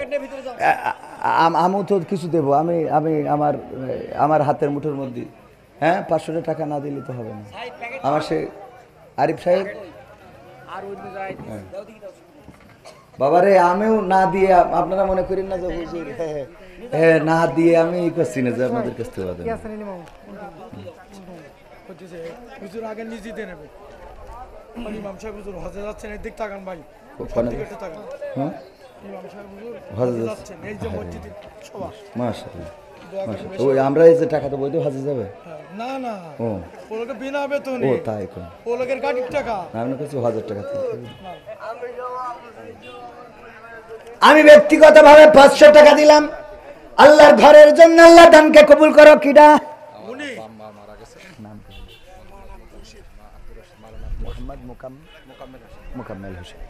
আমার মোহাম্মদ মুকাম্মেল হোসেন ভাইজান, আব্বা আম্মা নাই পৃথিবীর পরে, 3000 টাকা দিলেন পিতামাতার জন্য। আল্লাহ দানকে কবুল করে নেন, পিতামাতার কবর জান্নাতের বাগান বানিয়ে দেন। মসজিদের মুয়াজ্জিন 500 টাকা, আবু সাইদ ক্যাশিয়ার 4000 দেন, কেন 5000 দেবেন? ঈদগাহ শব্দ আছে সেটা। আচ্ছা তাহলে অসুবিধা, 4000 টাকা আল্লাহ দানকে কবুল করো। দোকানদাররা এতগুলো টাকা দেস, ওকে মোটে দিন চলে না, ঠিক টাকা দানকে কবুল করো। নারায়ে তাকবীর। আমার দোকানদারেরা দেখেন, তারা নিজ দায়িত্বে কতগুলো টাকা তুলে দিয়েছেন। সাতক্ষীরার মাটি, ইসলামের ঘাঁটি। আমার ওই ভাইজান একজন অসুস্থ মানুষ, তারপরেও কিছু টাকা দিতে চায়। আল্লাহ দানকে কবুল করো আমার ভাইজান, ছোট মানুষ, আল্লাহ কবুল করে নাও। কিরা? কেশিয়ার আবু সাইদ 1 বস্তা ধান। আমি অদম পিতামাতা, সে নাম বল।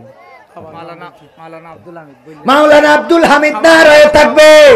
এই সবাই পকেটে হাত দিয়ে প্যাকেটে দেন, প্যাকেটে আমি দেখতে চাই, আপনারা কেউ মাহরুম করবেন না মসজিদের জন্য। আমার আব্দুল হাকিম সাহেব 3000 টাকা, আব্দুল সালাম মন্ডল পিতামাতার জন্য দোয়া আছে, কিছু টাকা করলো দান। মাস্টার ইয়াসিন আলী 1000 টাকা, বঙ্গবন্ধুর 1 নোট দান করে আল্লাহ কবুল করে নে, খায়াত দাও, মনের স্বপ্ন পুরা করো। আর একজন 300 টাকা আল্লাহ কবুল করো। আব্দুল সামাদ 500 টাকা আল্লাহ কবুল করো। মাস্টার ইয়াসিন আলী। নারায়ে তাকবীর। এই ওয়াটসন কেন আমি এখনো শেষ করিনি, শোনা। আর প্রধান বক্তা তো আছে, বগুড়াতেই এসে বিশাল কুপাকুপি বক্তা, আর আমি তো এখনো শেষ করে দিচ্ছি, তাই মনে করি বসেন। তারপরে পানি না যদি না আসে তাহলে তো বক্তারা বাইরে যাবে। তহিদুল ভাই 500, আর মাস্টার কিডা জানো? ইয়াসিন আলী 3000 টাকা আল্লাহ দানকে কবুল করে নে, খায়াত দাও। কিডা? একটা বাচ্চা ছেলে 500 টাকা আল্লাহ দানকে কবুল করো। শফি ডেকোরেটর আল্লাহ 500 টাকা দিল, কবুল করে নাও, নেখায়াত দাও, মনের স্বপ্ন পুরা করে দাও, পঞ্চমদের কবুল করে নাও। ইউনুস হোটেল 1000 আল্লাহ তার রিজিক বাড়াই দাও। রওশন ভাই 1 বস্তা সিমেন্ট। নারায়ে তাকবীর। আল্লাহ যে করলো দান বাড়িয়ে দাও, সম্মান নেখায়াত দিয়ে দাও, মনের স্বপ্ন পুরা করে দাও, আপনজনদের কবুল করে নাও। তারপরে আর কিডা? আমিরুল 1 বস্তা সিমেন্ট। ওগো আমার ভাইয়ের, আল্লাহর ঘরের জন্য যে যা, আমি রক্ত চাই নাই, আপনারা রক্ত দিতে চেয়েছেন, ওই রক্ত তো আপনাদের কাছে এখন চাইলাম না, ওটা যখন লাগে তখন দেবেন। এখন একটু টাকা দেন, ধান দেন, সিমেন্ট দেন, ইট দেন, বালু দেন, মসজিদের জন্য যে যা পারেন দেন, আল্লাহর ঘরের জন্য যে যা দিবেন হাতে তাই যাবে সাথে। আমার মা বোনদের মধ্যে কি গেছে? আলম ড্রাইভার 1000 টাকার 1 নোট করলো দান, আল্লাহ বাড়িয়ে দাও, সম্মান নেখায়াত দিয়ে দাও, মনের স্বপ্ন পুরা করে দাও। আল্লাহ মুসিবত মুক্ত রাখো আমার মুকাম্মেল ভাই, ওনার পিতাও নাই মাতাও নাই। আল্লাহ পিতা মাতা কবরে কেমন আছে জানি না, তুমি দয়া করে আমাদের মুকাম্মেল ভাইয়ের পিতা মাতার কবর জান্নাতের বাগান বানায় দাও। মাওলানা রিয়াজুল ইমাম সাহেব বিনা বেতনে ইমামতি করেন, এবার হজে যাচ্ছেন। আল্লাহ রাব্বুল আলামিন সুস্থতার সাথে হজের সকল কর্ম সম্পাদনের তৌফিক দান করে দিও। 1000 টাকা দিল, দানকে কবুল করে দাও। আকবর আলী 400 টাকা দিল, আল্লাহ দানকে কবুল করে নাও। আনজুয়ারা নারায়ে তাকবীর, আনজুয়ারা নামের একজন বোন 2 বস্তা সিমেন্ট করলো দান, বাড়ি দাও সম্মান। হ্যাঁ বজলু ভাই দেখেন একজন সাধারণ মানুষ 500 টাকার একটা নোট করলো দান, আল্লাহ। বকুল মেম্বার, গফুর মেম্বার 1000 টাকা। নারায়ে তাকবীর, গফুর মেম্বার, আল্লাহ গফুর মেম্বারের ভোট বাড়াই দাও। আল্লাহ 1000 টাকা দিল, তুমি তার দানকে কবুল করে নাও, নেখায়া দিয়ে দাও, মনের স্বপ্ন পুরা করে দাও। আল্লাহ আবার দাঁড়াইলে তুমি পাস করাই দিও, বলেন আমিন। তাড়াতাড়ি ধান দেবেন কেউ, সিমেন্ট একজন 300 টাকা। আল্লাহ দানকে কবুল করো, সিমেন্ট দেবেন আল্লাহর ঘরের জন্য। এই কিরা প্যাকেট দিয়েছে, আল্লাহ কবুল করো তাড়াতাড়ি করে। মুজাক্কেরুল, মুফাক্কেরুল 1 বস্তা ধান, আল্লাহ দানকে কবুল। 1 বস্তা মানে কি 1 মণ দেবে না এমনি ছোটটা বস্তা দেবে? 60 কেজি, ওরে বাবা, তো 1.5 মণ। বড় ভাই আছে, ছোট ভাই মুবাক্কার। বাবা যেরাম সন্তান সেইরাম, ভাই যেরাম ভাই সেরাম, আল্লাহ কবুল করো। একজন 100 টাকা, আল্লাহ 1 মণ ধান দেবে। কিরা? হামিদা বিদেশ থাকে। হামিদা আমাদের হামিদা নামের একজন বোন বিদেশে থাকে, 500 টাকা করলো দান, আল্লাহ বাড়িয়ে দাও সম্মান। রেমিটেন্স যোদ্ধা, আল্লাহ তুমি তার কষ্ট পরিশ্রমকে কবুল করে নাও। আমার ভাইরা আর কিরা আছেন তাড়াতাড়ি? সাবিনা মেম্বার 2 বস্তা ধান। নারায়ে তাকবীর, একটু তাকবীর বলা যাবে না? ওর প্রধান বক্তা আসতেছে, প্রধান বক্তা নিয়ে আসেন না কেন? আমার মেম্বার সাহেব, কি মেম্বার জানো? সাবিনা মেম্বার 2 বস্তা সিমেন্ট। আলী হোসেন 500 টাকা লেখেন, আল্লাহ দানকে কবুল করো, নেখায়াত দাও। আর সব হবে না, আগে টাকা তারপরে আরো কিডা, তাড়াতাড়ি করে হাবিব ভাই কয় টাকা? 1000 টাকা। ভাই সিমেন্ট কয়েক ব্যাগ উঠেছে, অন্তত কোরআনের সম্মানে 30টা ব্যাগ সিমেন্ট হওয়ার দরকার আছে না আল্লাহর ঘরের জন্য?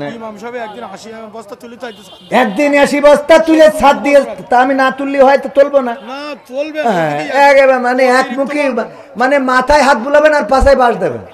বলছে 80 বস্তা তুলে তাহলে আমি এত না তুলি, আবার বলছে তোলে, তা বগর খালি করে তোলেন, মানে ইমাম তুলে তামও তুলবো, তো অসুবিধা। হ্যাঁ ওইটা কন, আপনি খালি এসব নাম কন, ওই কিডা কত তুলেছ কই না, দেবে সব দিয়া চলি বসিবে, দেবে না কেন? ভারতের কাছে বাড়ি কি চলি প্রপাশে চলে যাবে। নারায়ে তাকবীর। কিডা? রশনের সাদ মহিলা, ও রওশন। আমার রওশন নামের একজন বোন কি করিস চলি গে না, কি করি রওশন, কি করি 2000 টাকা। ও তাই কন। হ্যাঁ নারায়ে তাকবীর, না বললি ভোজন তাহলে ঝামেলা না, তাড়াতাড়ি সময়। মুসলিম শেখ 1000 টাকা, আল্লাহ কবুল করো। আর 1 বস্তা ধান, আল্লাহ ধানকে কবুল করো। 1 বস্তা ধান আর 1 বস্তা টাকা। হাবিব 1000